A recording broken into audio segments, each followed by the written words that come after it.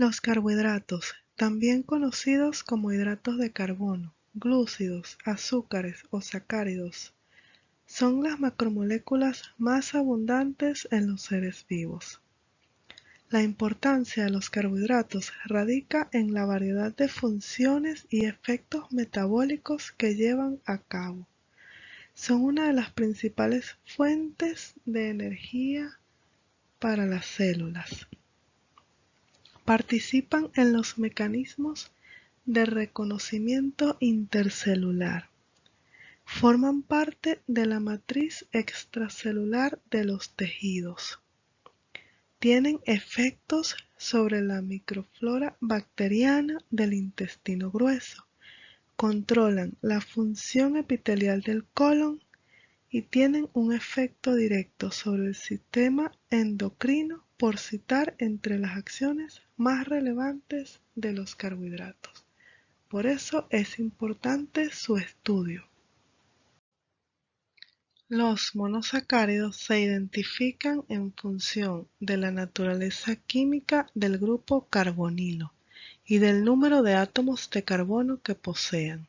De este modo, si el carbonilo es un aldehído, el carbohidrato es una aldosa, y dependiendo del número de átomos de carbono, podrá ser una aldotriosa si solo posee 3 átomos de carbono, una aldotetrosa si posee 4 átomos de carbono, una aldopentosa si posee 5 átomos de carbono o una aldohexosa si posee 6. Ahora veamos el otro lado de esta lámina. Si por el contrario el grupo carbonilo es una cetona, el carbohidrato es una cetosa, que a su vez, dependiendo del número de átomos de carbono que tenga, podrá ser una cetotriosa o una cetotetrosa, cetopentosa si posee 5 átomos de carbono o cetohexosa si posee 6. También veremos que desde el punto de vista biomédico, la glucosa es el monosacárido de mayor importancia y la estructura de la glucosa puede representarse de 3 maneras. La estructura lineal, como la vemos acá, en forma de proyección de Haworth, la que vemos aquí, o en forma de silla, como la vemos en el punto C. Arriba podemos ver la estructura de la amilosa. La amilosa es un polímero lineal de residuos de glucosa enlazados a través de enlaces alfa 1,4. En el recuadro verde tenemos la estructura de la amilopectina. La amilopectina consiste en cadenas lineales de maltosas que se enlazan a través de otros enlaces alfa 1,6, dando lugar a una estructura ramificada. Y acá en el recuadro morado podemos ver la estructura del almidón, en donde las cadenas de amilopectina en color rojo forman estructuras de doble hélice con ella misma o con cadenas de amilopectina. Por tanto, el almidón está constituido por amilopectina y amilosa. En la lámina anterior vimos la constitución del almidón. El almidón está constituido por amilosa y amilopectina.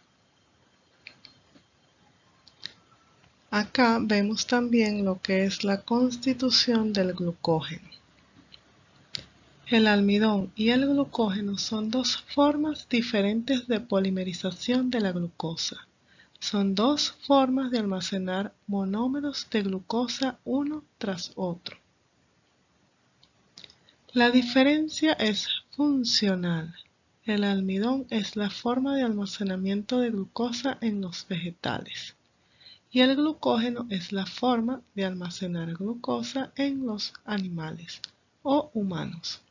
Y la diferencia estructural más relevante es que el polímero de glucógeno es más denso, como lo vemos en la lámina, con más ramificaciones que el almidón, ya que las bifurcaciones que dan lugar a otra rama de moléculas de glucosa se producen cada menos residuos que en el caso del almidón, de manera que la molécula de glucógeno resulta más compacta que la del almidón.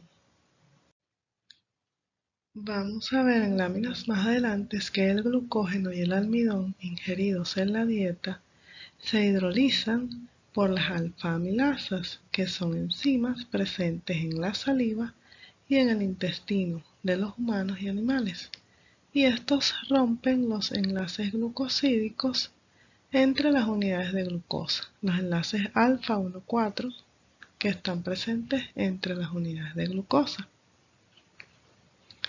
Sin embargo, vamos a ver que en la celulosa estas unidades de glucosa están unidas a través de enlaces beta 1,4. La mayoría de los animales y los humanos no pueden utilizar la celulosa como fuente de combustible, porque carecen de una enzima para hidrolizar los enlaces beta 1,4. Debemos recordar que el objetivo de la digestión de carbohidratos es tomar los disacáridos, los oligosacáridos y los polisacáridos obtenidos de la dieta para transformarlos en monosacáridos que van a ser absorbidos por los enterocitos en el intestino delgado. Para seguir hablando sobre lo que es la digestión de los carbohidratos, vamos a ver que aquí tenemos un esquema en donde tenemos la boca, que es donde recibimos los carbohidratos al momento de la comida, el estómago y luego el intestino. Entonces, la transformación de polisacáridos y disacáridos a monosacáridos se realiza de forma secuencial a medida que el alimento va avanzando por el sistema digestivo. En la boca, la saliva contiene la alfa-amilasa salival. Es una enzima que actúa sobre los polisacáridos, principalmente sobre las ramificaciones del almidón. El resultado es una mezcla de polisacáridos lineales con menos unidades que los iniciales y de oligosacáridos ramificados con enlaces alfa 1,6 que la alfa-amilasa no ha podido hidrolizar y que se conocen como alfa-dextrinas. Posteriormente actuará la alfa-amilasa pancreática y luego en el intestino, en la superficie de estas células intestinales se localiza un conjunto de enzimas conocidas genéricamente como oligosacaridasas, que se encargan de la hidrólisis de aquellos enlaces que han resistido a la acción de las alfa-amilasas. En esta lámina observamos las vellosidades intestinales, en donde podemos ver también al enterocito. Y del otro lado de la lámina una representación esquemática del mismo enterocito, en donde observamos su lado basolateral y su lado apical. El lado apical está ubicado hacia la luz intestinal y contiene a las oligosacaridasas, que son glucoproteínas que se encuentran ancladas a la matriz extracelular de las células intestinales, en donde llevan a cabo su acción enzimática. Una vez que las oligosacaridasas han dado lugar a los monosacáridos, Acá podemos ver los monosacáridos glucosa, galactosa y fructosa. Se inicia la absorción de los mismos al interior de las células intestinales. El proceso se realiza mediante transportadores específicos que son saturables y regulables. En este esquema podemos ver dos de estos transportadores en el lado apical. Hablaremos de ellos a medida que sigamos hablando de la lámina. Entonces, el mecanismo a través del cual se lleva a cabo la absorción de glucosa es dependiente de su concentración en la superficie apical del enterocito.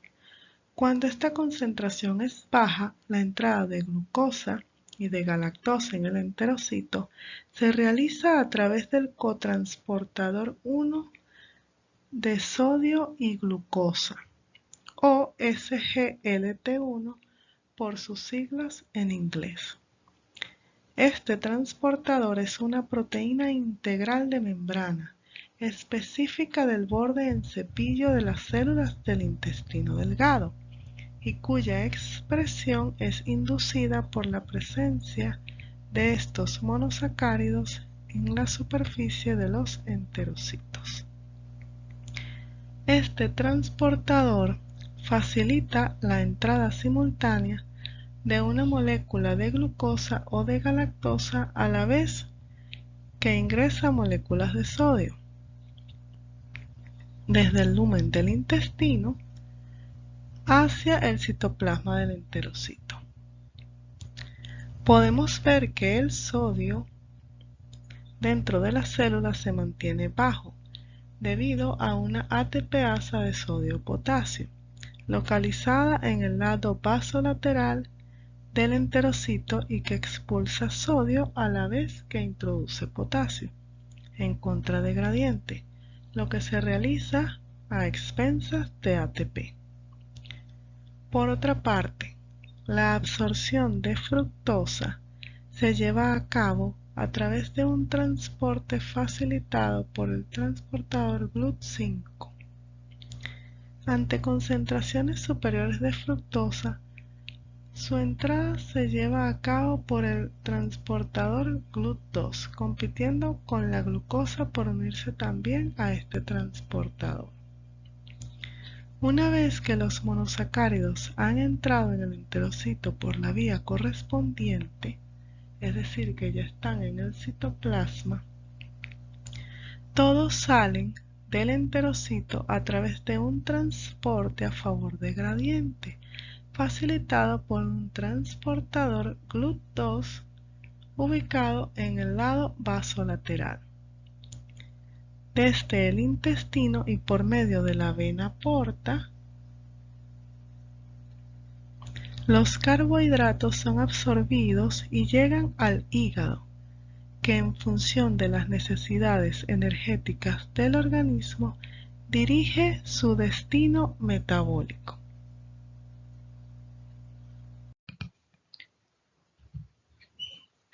Esta es una lámina más amplia que habla sobre la digestión y la absorción de los carbohidratos, simples o complejos.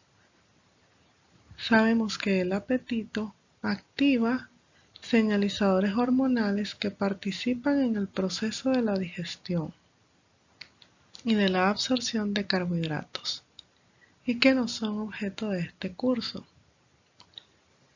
Por otro lado, una vez que los carbohidratos son ingeridos, esta digestión posterior consta de dos tipos de procesos, mecánicos y químicos. Los procesos mecánicos son comunes para todas las macromoléculas y consisten en la masticación del alimento y en los movimientos peristálticos del estómago. La digestión de los alimentos tiene otros componentes que no están relacionados directamente con la hidrólisis de los carbohidratos. La llegada del alimento al estómago activa la secreción a la sangre de una serie de hormonas gástricas que a su vez activan a circuitos neuronales que se comunican con órganos periféricos, como el hígado, el músculo, el tejido adiposo y el páncreas, para coordinar y promover el metabolismo de dichos monosacáridos. Entonces, a manera de resumen, estos carbohidratos son ingeridos, llegan a la boca en donde son procesados por una amilasa salival, luego en el estómago su acción se ve bloqueada por el pH y luego, una vez que estos llegan al intestino delgado, son procesados por unas oligosacaridasas, dentro de las cuales encontramos a las alfa-glucosidasas, la maltasa, la alfa-dextrinasa y la lactasa. Como resultado obtenemos galactosa, glucosa y fructosa, que son llevadas al citoplasma del enterocito por unos transportadores y posteriormente salen del enterocito por otros transportadores de monosacáridos, promoviendo el ingreso de glucosa y fructosa al torrente sanguíneo. Todo este último proceso es lo que se conoce como la absorción de los carbohidratos.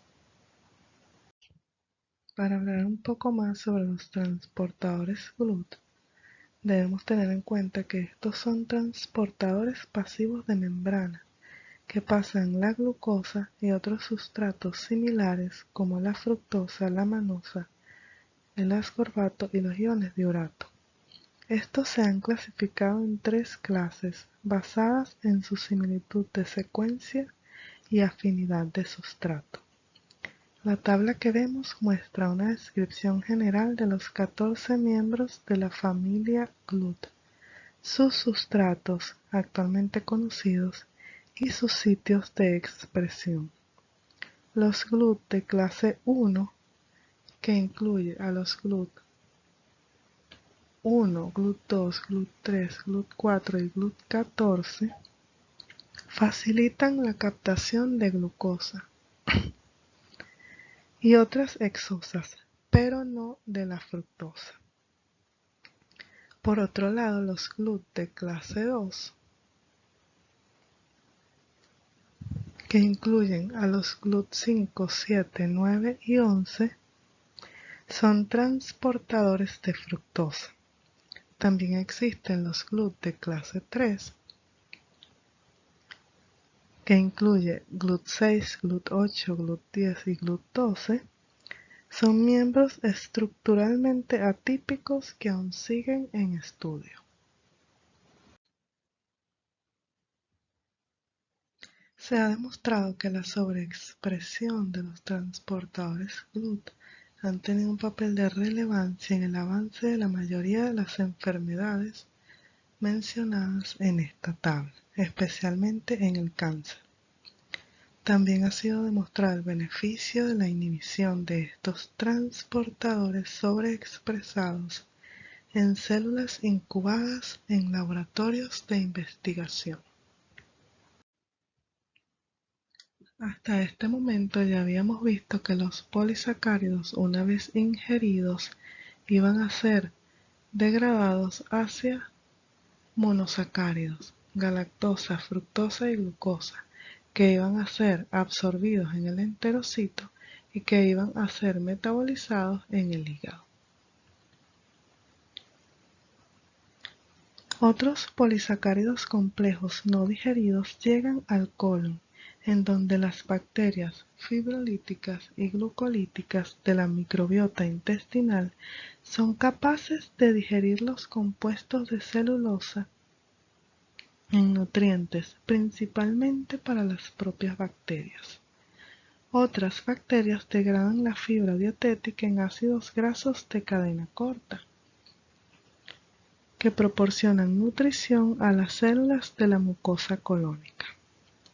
Los ácidos grasos de cadena corta son los principales metabolitos producidos por la microbiota a través de la fermentación anaeróbica de polisacáridos no digeribles, como las fibras dietéticas y el almidón resistente.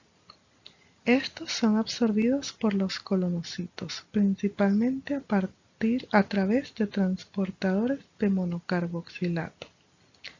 A través de la unión a los receptores acoplados a proteínas G, los ácidos grasos de cadena corta influyen en la inmunidad de la mucosa intestinal y en la integridad y la función de barrera del intestino.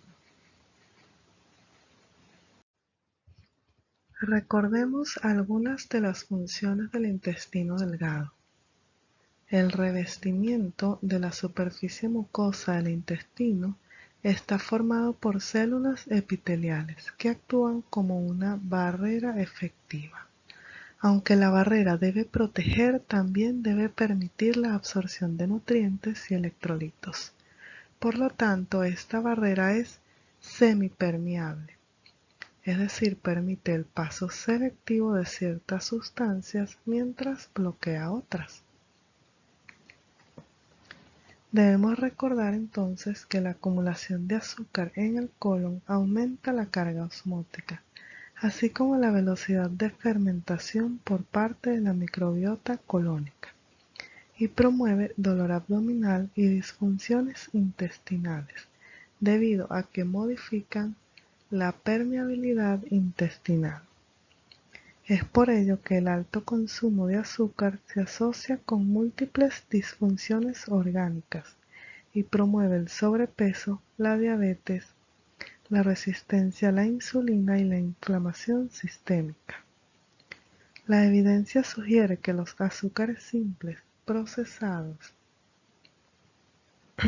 es decir, los azúcares simples procesados que no provienen de las frutas, sino que provienen de las chucherías y similares, posiblemente aumentan los niveles de las citocinas inflamatorias en sangre. Por el contrario, el consumo de fibra parece proteger contra la inflamación.